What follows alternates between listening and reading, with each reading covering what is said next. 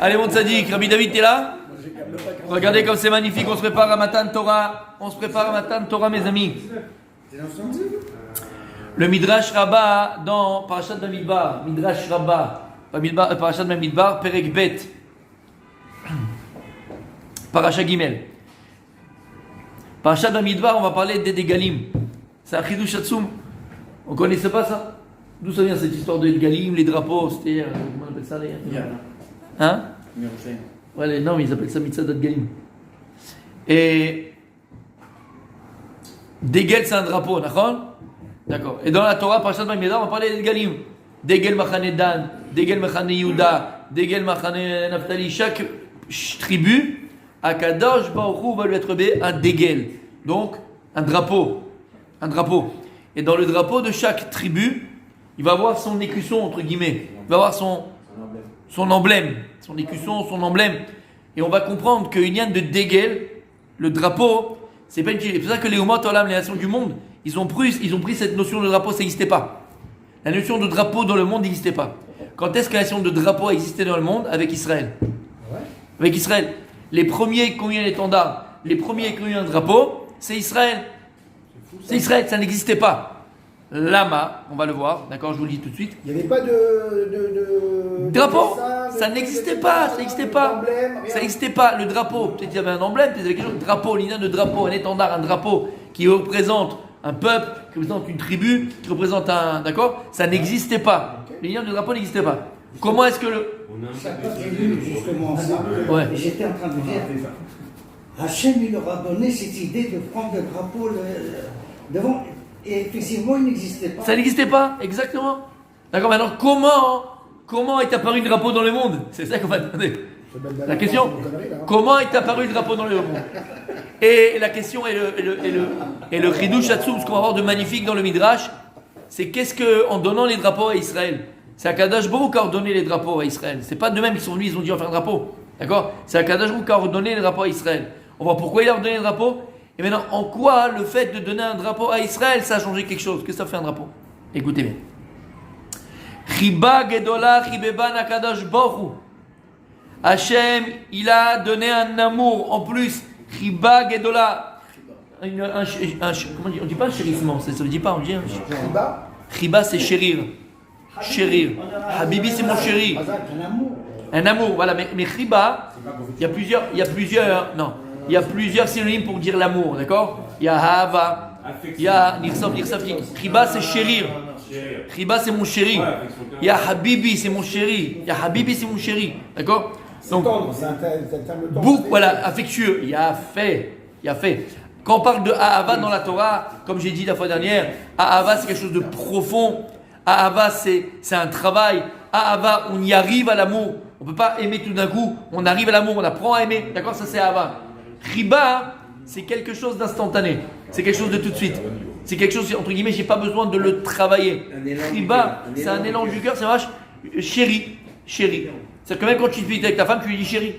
Et ben voilà, c'est ça. Ça reste chéri.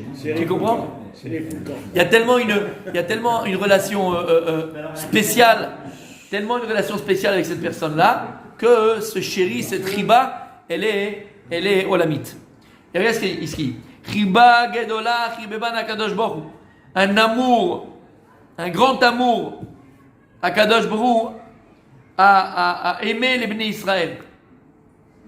Comment je sais que Dieu m'aimait? Chiba, tu peux aimer quelqu'un, d'accord? Je t'aime, mais je vais te donner un amour spécial. Et tu vas, toi, ressentir que tu sais que je l'aime, mais tu vas ressentir que l'amour que j'ai pour toi, il est spécial. Vous préférez quoi par rapport à lui? Attends, ne dis pas les mots, on ne donne pas des noms, d'accord? Dites-le. Voilà. Tu comprends? Non, mais encore une fois, on n'est pas en train de dire que Dieu n'aime pas l'autre. Non. C'est-à-dire que Dieu l'aime, voilà, mais toi tu ressens profondément que l'amour de la personne qui me donne cet amour, il est spécial. Avec moi, c'est autre chose. Il me montre cet amour spécial. Et là, c'est ce qu'il y a écrit ici. D'où on sait qu'Akadosh Baruch il a montré au Ham Israël un amour spécial. Il aime toutes ses créations, toutes ses créatures, Akadosh, tous ses enfants, tous les peuples du monde. Vadaï, c'est ses enfants. Aval, en quoi Akadosh Baruch il a distingué l'amour qu'il a pour Israël de l'amour qu'il a pour les autres nations? En quoi il l'a distingué? Il nous a donné en voyage. Il nous a donné en voyage la Torah. La Torah. La Torah. Veni Bechori. En quoi Akadosh Baruch il a distingué son amour? Écoutez, je répète encore une fois parce qu'il faut bien l'entendre dans les oreilles. Le garde c'est là. Chiba Gedola Chirevevan Akadosh Baruch l'Israël. Akadosh Baruch il a donné un amour spécial pour Israël. En quoi? Chez Asaam de Galim Kemalaché Asharet. Kede Shiyu Nikarim. Je vais faire tout le midrash avec vous, mais je me arrêter là aujourd'hui. Parce que là, il y a tout est écrit ici. En quoi Kadosh Baruch il a montré un amour spécial à Israël? Chez Assam des Galim. En nous donnant la mitzvah de Degel, de faire à chaque tribu, et que chaque tribu ait son drapeau, et son étendard. Kemalaché Asharet. Kemalaché Asharet. Comme les anges célestes. Kede Shiuni Karim. Et la raison est pourquoi, Rabbi Daniel? Pour qu'ils soient reconnaissables. Shiuni Karim, pour que je les reconnaisse. Écoutez bien, alors je lui donne pas la midrash, on va le faire Bezrat Hashem, ok? Juste pour comprendre. Quand est-ce qu'Akadosh va donner les dégalim? Vous savez quand?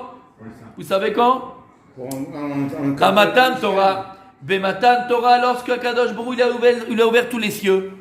Et on a entendu les deux premières dibérot d'Akadosh Baruch Hu. Anochi Hashem Elokecha velo yelecha Elohim acherim.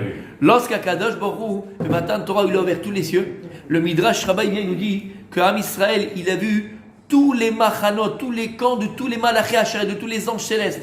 Et le Ham Israël, qu'est-ce qu'il a vu? Que chaque camp d'anges avait son propre étendard. Et il a écrit que Nitavu Israël Badegalim. Lorsqu'ils ont vu cette myriade de malachés Asher, cette myriade d'anges célestes, la brioute, t'as vu? Cette myriade d'anges célestes qui étaient, on avait dit, qui étaient ordonnés, chacun sous son étendard. Nitavu, il y a comme ça, Nitavu Israël Badegalim. Ils ont une ta'ava. Nous aussi on veut les dégalim. Et ils ont demandé à Kadosh Baruch, on veut les dégalim. Nous aussi on veut ressembler au malachés Asher, avoir chacun son étendard pour te servir Hachem. Lorsqu'Akadosh Baruch il a vu que Ham Israël, Nitavu les dégalim, ils ont eu cette envie, ce désir profond d'avoir chaque tribu son dégel et avoir sa place fixe dans le désert, parce que dans le là, par Shamlimbar, on va te dire chaque tribu là où elle campait dans le désert, d'accord? Il a fait. Alors là, Akadosh Baruch, on te dit, il va donner à Ham Israël le plus beau cadeau qu'il avait. Il va donner le plus beau cadeau. Le plus beau cadeau. Tu m'as dit quoi, la Torah? Il a fait, c'est bien. Il a sorti d'Égypte, il a fait le plus beau cadeau. Le plus beau cadeau. Pourquoi le plus beau cadeau? Pourquoi le plus beau cadeau? Parce qu'il dit le Midrash. Kede Sheyu Nikarim. Pourquoi c'est le plus beau cadeau? Parce qu'en donnant les dégalim, les drapeaux, Akadosh Baruch il a montré son amour spécial pour le Ham Israël. Et le Midrash dit Kede Sheyu Nikarim. Pour qu'il soit reconnu, qu'il soit connu. C'est bizarre. T'as pas compris, d'accord? Écoutez bien. Parce qu'on se distingue de la identité. Il a fait, ça veut dire quoi? Ça veut dire quoi? Regarde, écoute bien. Regarde. Écoute bien. Non, écoutez bien. Entre eux, c'est les juifs entre Oh. eux. Avec la Brit Mila, on distingue. Regarde mon tzaddik. Regarde mon tzaddik. Regarde mon tzaddik. Écoute bien maintenant. C'est les juifs. La Torah, la Brit Mila, il a fait la Torah, la Brit Mila. Akadosh Baruch nous a séparés des nations. Badaï, par la Torah, nous sommes un peuple différent. Et Akadosh Baruch nous a différenciés des autres nations. Ça, c'est par rapport aux nations. Maintenant, écoute bien. Akadosh nous différencie des autres nations. La Torah nous différencie des autres nations. On ne pense pas comme eux, on ne parle pas comme eux, on n'agit pas comme eux. Parce qu'on a une mission spéciale sur terre. Nachon, c'est par rapport aux nations. Mais lorsque maintenant tu as une famille et tu as tes enfants, ok? Tu vas donner de l'amour à chacun de tes enfants. Ok. Écoutez bien. Dans la psychologie humaine, chacun d'entre nous, lorsqu'il reçoit de l'amour de quelqu'un, de qui il attend cet amour-là, un enfant, il attend l'amour de ses parents. un mari il attend l'amour de sa femme, la femme attend l'amour de son mari, et ainsi de suite. Lorsque maintenant, on s'est distingué, les enfants, tu peux aimer les enfants du voisin, surtout si c'est les tiens. Tu peux aimer, d'accord? Tu peux aimer, d'accord? Tu peux, On a des infos. voilà. Tu peux aimer les autres. C'est pas d'ail, vous pouvez aimer les autres, ok? Bien fait. Mais à partir du moment où tu as tes propres enfants, tu as ta propre femme, ta propre famille, tu comprends bien que l'amour que tu as pour tes enfants et pour ta famille, elle n'est pas la même que tu as l'amour pour ton voisin, pour tes neveux, pour tes nièces. C'est pas le même. Et c'est humain et c'est logique. Ok. Je vais pas leur offrir un drapeau. Écoute bien. Écoute bien.